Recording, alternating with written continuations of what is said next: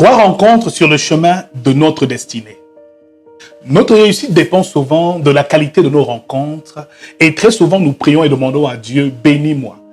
Nous oublions que Dieu ne peut pas descendre et tomber du ciel afin de venir relâcher sur nous sa bénédiction. Il passe généralement par les hommes. Très souvent, une rencontre est ici la réponse à nos prières. Comme Moïse a été appelé pour libérer le peuple d'Israël et comme Jésus est venu libérer l'humanité, la rencontre d'une personne est généralement le signe qui montre que Dieu est en train de nous visiter. Il y a donc des bonnes rencontres, mais il y a aussi de mauvaises rencontres. Des bonnes rencontres telles que celles de David et de Jonathan, Naomi et Ruth, mais aussi comme Jésus et les disciples.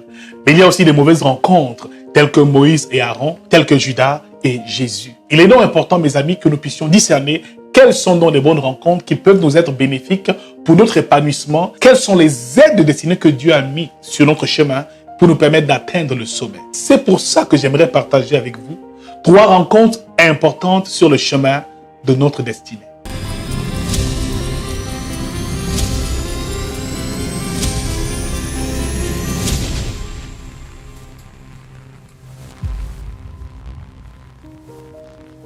Un ami aime en tout temps et dans l'épreuve, il se veut plus qu'un frère.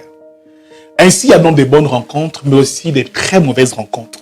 Les bonnes rencontres sont celles qui nous propulsent vers le haut, vers le sommet, et qui nous permettent d'entrer pleinement dans notre destinée et de jouir, bénéficier de notre héritage.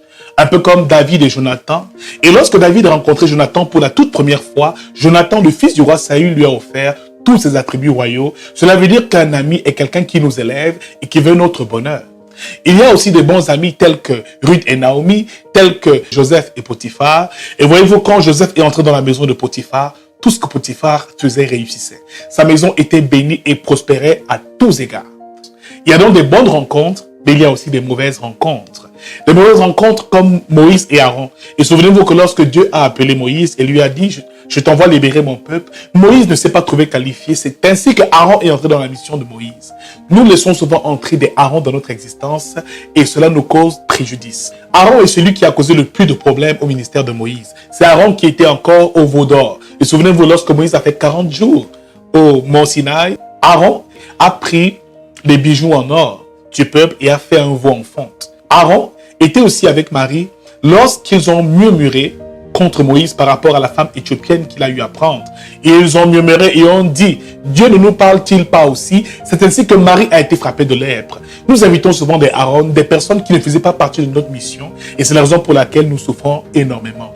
La toute première rencontre importante sur le chemin de la destinée d'un homme, c'est ton Élisabeth. La Bible déclare dans Luc, chapitre 1, au verset 42, que Marie est allée à la rencontre d'Élisabeth, sa parente, qui était enceinte de Jean-Baptiste. L'enfant tressaillit dans son sein, parce que lorsqu'elle a vu Marie, elle dit, tu es bénie entre toutes les femmes, et le fruit de tes entrailles est béni.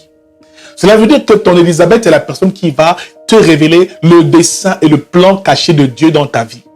Il va effectivement confirmer la promesse de Dieu, la prophétie que l'Éternel a établie dans ta vie depuis la fondation du monde. Ici, Marie a reçu la visitation de l'ange Gabriel qui lui a dit, tu enfanteras de l'enfant roi et il s'appellera Emmanuel. Sur ton chemin, tu rencontreras ton Élisabeth, la personne qui verra en toi des grandes choses, que tu verras avec les yeux de Dieu et non avec les yeux de la chair. Car l'homme regarde généralement à ce qui frappe aux yeux, mais Dieu regarde au cœur. Ton Élisabeth est donc la personne qui va confirmer effectivement le plan que Dieu a prévu pour toi. La deuxième personne à rencontrer sur le chemin de ta destinée, c'est ton Jéthro. Et souvenez-vous, dans le livre d'Exode, chapitre 18, au verset 21, la Bible nous fait comprendre que Jéthro, le beau-père de Moïse, qui était sacrificateur de Madian, a dit « Répartis les hommes en groupes de 1000, de 500, 200, et qu'on ne porte qu'à toi les affaires les plus importantes. » Tu rencontreras sur le chemin de ta destinée ton Jéthro. L'homme ou la femme qui va te coacher, qui va améliorer ta façon de t'organiser dans ton travail. Nous pouvons avoir un grand potentiel, mais s'il n'y a personne pour nous coacher, pour nous donner des orientations sur comment effectivement exploiter ce beau potentiel, malheureusement nous ne pourrons réellement pas percer. Ton Jéthro est donc ton coach spirituel. Ton Jéthro peut être ton épouse, qui te donne des conseils sur comment faire pour réussir dans ton entreprise. Ton Jéthro peut être ton frère. Ton Jéthro peut être une personne de rien, que Dieu met sur ton chemin à un moment précis, qui sera un peu comme ton coach, celui qui va te manager, celui qui va te montrer le chemin à prendre pour entrer pleinement dans ta destinée. La troisième personne à rencontrer, c'est ton Jean-Baptiste. La Bible déclare dans Marc chapitre 1 qu'il dit, je suis la voix de celui qui crie dans le désert, préparez les chemins du Seigneur et aplanissez ses sentiers. Ton Jean-Baptiste est celui-là donc qui t'introduit dans ta mission. Jean-Baptiste a introduit Jésus-Christ dans sa mission. Tu rencontreras toi aussi ton Jean-Baptiste un jour de ta vie. Celui-là même qui te prendra par la main et te dira, viens, viens et entre dans ta destinée. Qui te présentera à un chef d'entreprise, qui aura travaillé lui aussi, qui aura œuvré et à un moment va te dire, viens, prends la place qui t'est due. Ton Jean-Baptiste est celui-même qui t'introduit dans ton ministère, dans tes activités et dans tous les projets excellents que Dieu a prévus pour toi. C'est lui qui te tiendra par la main. Durant notre vie et notre existence, ces trois rencontres sont très importantes. Ton Élisabeth, celle qui te révèle ce que Dieu a vu en toi. Ton Jéthro, la personne qui t'apprendra à t'organiser dans ton travail pour que tu manifestes ton plein potentiel, mais aussi tu découvriras ton Jean-Baptiste, celui-là même qui t'introduira dans ta destinée. Ça peut être ton chef d'entreprise, ça peut être un responsable qui voit en toi quelque chose de grand, qui te tient par la main et te fait entrer dans ta destinée. Voilà donc les trois personnes à ne jamais négliger dans sa vie. Ma prière est que ce jour, tu rencontres l'une de ces trois personnes et à ce moment-là, tu entreras pleinement dans ta destinée. Que Dieu vous bénisse abondamment. Shalom, shalom.